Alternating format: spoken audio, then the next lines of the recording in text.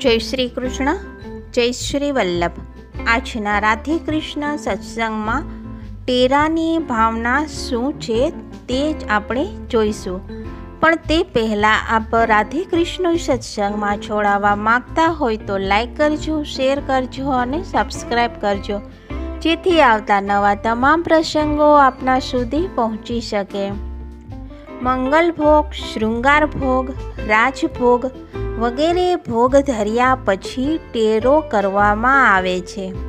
આ ટેરો માયારૂપ છે અને માયા બે પ્રકારની છે. અવિદ્યારૂપ માયા કે જે આપણું મન પ્રભુની સેવામાં લાગવા દેતી નથી, અને બીજી છે વિદ્યારૂપ માયા કે જે માયામાં સહાયક છે. ભોગ ધરતા ટેરો કરીએ છીએ તે વિદ્યારૂપ માયા છે. ભોગ સામગ્રી સ્વરૂપાત્મક છે અને પ્રભુ ભોગ કરતા છે. તેથી પ્રભુ એકાંતમાં ભોગ આરોગી શકે તેવી ભક્તની મનોકામનાના ભાગરૂપે માયારૂપ ટેરો કરવામાં આવે છે. અને વાત્સલ્યમાં ટેરો કરવાથી કોઈની નજર લાગે નહીં.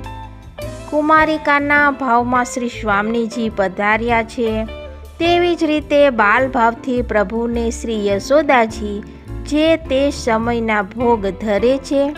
આવી લીલાને ગુપ્ત રાખવા માટે ટેરો માયા રૂપે માનીને કરવામાં આવે છે.